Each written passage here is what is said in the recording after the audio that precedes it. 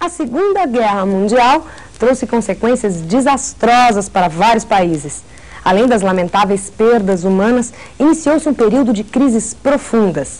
A maior parte das decisões passaram para as mãos dos Estados Unidos e da União Soviética.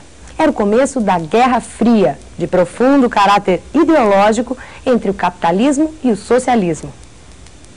Salve, Letícia. Salve, pessoal. Vamos dar continuidade, então, aí à nossa Segunda Grande Guerra Mundial. Claro, lembrando com vocês alguns fatores importantes dessa Segunda Grande Guerra. Em primeiro lugar, lembrando que a Segunda Grande Guerra Mundial é quase que uma continuidade da Primeira Guerra Mundial, tá? Ou seja, é uma continuação, uma quase que consequência, um tanto que agravada por esse momento do chamado período entre guerras e pelo aparecimento dos totalitarismos de esquerda e de direita, tanto o stalinismo quanto o fascismo. A partir desse ponto, nós sabemos que os fascismos, tentando responder àquela crise do entre guerras, saem em expansão territorial. França e Inglaterra adotam uma política aí de neutralidade, acreditando que de repente os fascismos vão se lançar contra o socialismo e resolver aí os problemas para o capitalismo de uma forma ou de outra. Então, a política de apaziguamento da França e Inglaterra. E temos a Guerra Civil Espanhola, que vai ser aí, claro, um ensaio geral, onde a Alemanha acaba, inclusive, usando esta guerra para fazer uma experiência com as suas novas armas de guerra. Ao mesmo tempo, a gente percebe que o avanço alemão é que vai mostrar que a marionete, ou seja, o fascismo alemão, estava começando a andar por suas próprias pernas e que era tarde demais para segurar. É o caso da invasão da Áustria, o Anschluss, é o caso da Conferência de Munique, que vai ser aí a resolução da questão dos Sudetos e depois da Tchecoslováquia, é o caso quando Hitler lança suas pretensões sobre o corredor polonês. Nesse ponto, França e Inglaterra reagem ameaçando com a declaração de guerra. E a resposta do Hitler vai ser assinar um acordo com o Stalin, chamado Pacto Ribbentrop-Molotov, ou simplesmente Pacto de Não Agressão Nazi-Soviético. Tempo para que o Stalin consiga transferir suas indústrias, aliás, para além do Reich. Tempo para que o Hitler possa convencer ou vencer a França e a Inglaterra no Ocidente, para depois se lançar contra a União Soviética. Assinado este pacto, vai então iniciar-se o conflito. Iniciar-se o conflito de que maneira? De que forma? Exatamente com a invasão do corredor polonês pelas tropas alemãs. Cria-se lá toda uma armação, soldados alemães vestidos de poloneses entram em atrito com as tropas alemãs, esse é o pretexto dado, a Polônia acaba sendo invadida, dando início à chamada Segunda Grande Guerra Mundial. Vejam bem, pessoal, de repente dividir a guerra em etapas é uma coisa realmente meio fora de lógica, mas que serve para a gente ter aí mais ou menos um conjunto da guerra na nossa mente. Entre os anos de 1939 e 1942, nós temos aí os avanços das tropas do Eixo. O que é o Eixo? O Eixo se inicia com a assinatura de um pacto entre Hitler e Mussolini, o Eixo Roma-Berlim, e depois se agrega a Hitler e Mussolini o Japão, montando, portanto, aí 3 países principais aliados durante a Segunda Grande Guerra Mundial: Alemanha, Itália e Japão, que montam aí as chamadas, o principal das forças do Eixo. Para você lembrar que é Alemanha, Itália e Japão, é muito simples. Basta você lembrar que Eixo é igual a Roberto. Roberto, sim, você tem neste nome a inicial das 3 capitais aliadas: Roma, Berlim e Tóquio. Resultado, você tem aí Roberto, que faz você lembrar quais são os países que montam as tropas do Eixo. Avanços do Eixo, portanto, entre os anos de 1939 e 1942. É o momento em que você tem a Alemanha entrando na Polônia e trazendo uma grande surpresa.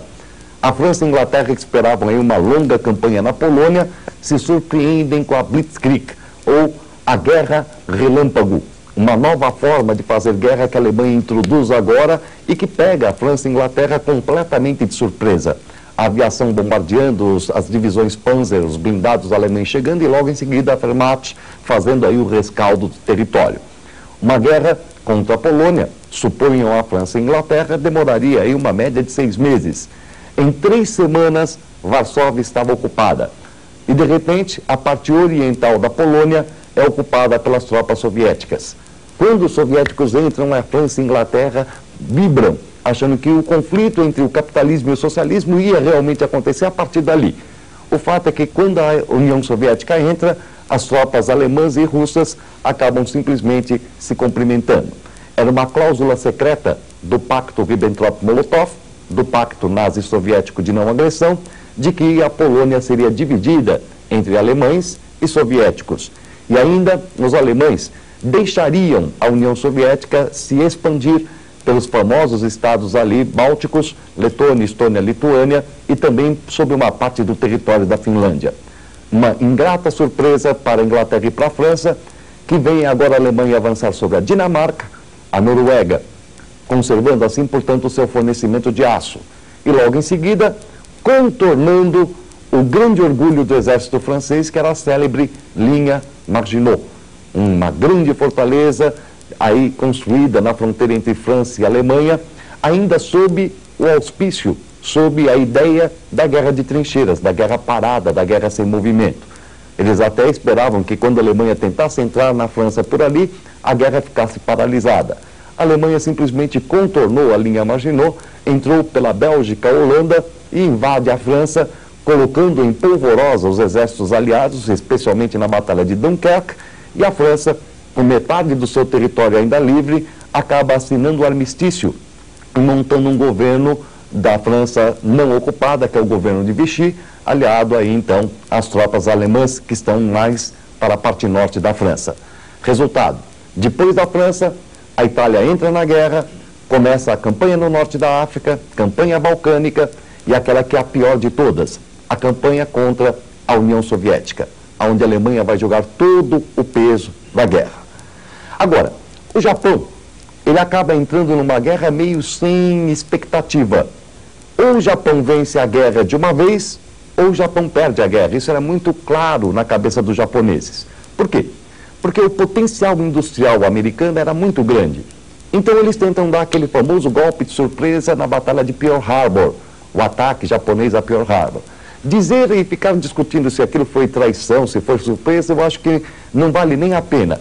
Porque se você disser que o americano foi pego de surpresa, você está realmente fazendo um pouco das forças americanas. Porque, olha, 6 porta-aviões, diversos couraçados, diversos destroyers, navios, etc., cruzaram o Pacífico do Japão até as Ilhas Havaianas.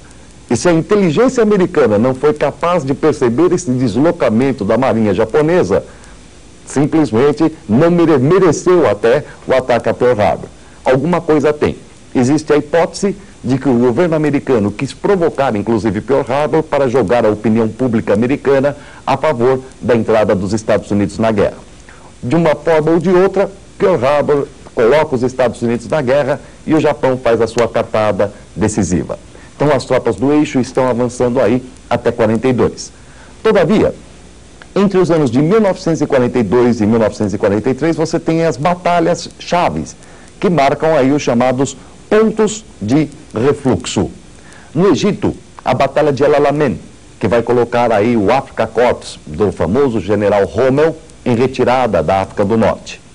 Na região da Rússia, a Batalha de Stalingrado, a famosa Batalha de Stalingrado, que vai marcar aí o grande ponto onde as tropas alemãs vão fazer mais um pequeno avanço, mas depois passam a recuar definitivamente.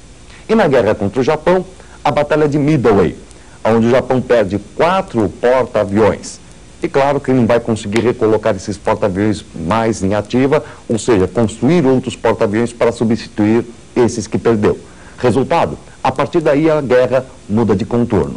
E nós vamos encontrar então, entre os anos de 1943 e 1945, o avanço aliado, caracterizado aí por um conjunto de invasões da África do Norte para a Itália, da Inglaterra, no famoso dia D, entrando ali pela França, portanto, quebrando a Alemanha, que agora não pode mais ficar lutando apenas numa frente e tirando um pouco o peso da guerra de cima da União Soviética.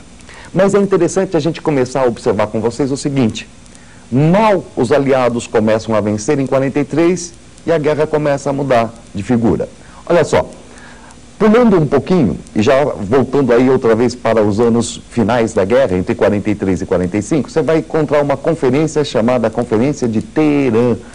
Nessa Conferência de Teherã, os três grandes estão reunidos, Churchill, Stalin, Roosevelt.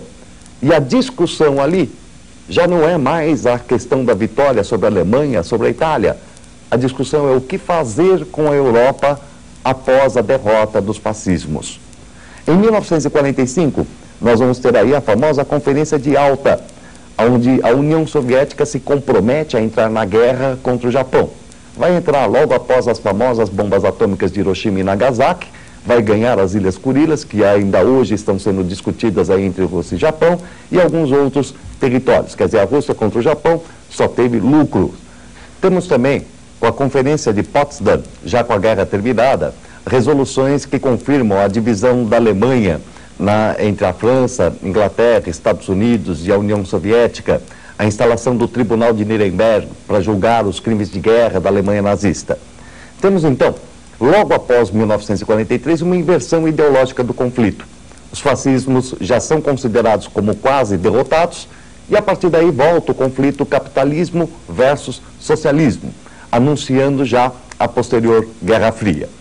Guerra Fria, que vai conseguir aí alguns adiamentos e alguns elementos paliativos, como, por exemplo, a Conferência de São Francisco, a partir da qual se decide finalmente a substituta da Liga das Nações, que é a célebre ONU, Organização das Nações Unidas, aonde então encontramos lá o Conselho de Segurança tomando diversas decisões e impedindo um conflito mais direto. E, por fim, a abertura imediata da Guerra Fria após o ano de 1947, com a elaboração da Doutrina Truman e do Plano Marshall. Doutrina Truman, que pretende fazer o quê? Impedir a expansão do socialismo para outros países e atuar justamente em todas as áreas que o socialismo estiver ameaçando os países capitalistas. Plano Marshall, que pretende o reerguimento econômico da Europa para que, fortalecida economicamente, essa Europa impeça, portanto, o avanço do socialismo. Traduzindo, gente, mal a guerra estava terminando e nós já estamos dando os passos aí diretamente e rapidamente para esse novo conflito que se inaugura, a chamada Guerra Fria. Guerra Fria que já vinha sendo anunciada aí desde o período entre guerras, mas que após o ano de 1943 começa a se tornar claro e que durante algum tempo o norte-americano acreditou que pudesse simplesmente segurar através da sua poderosíssima arma, a bomba atômica. Só que quando a União Soviética também adquire esta arma, o equilíbrio dos blocos gera, portanto, tudo aquilo que se conhece e que vem logo após a Segunda Guerra Mundial. Letícia, agora é com você.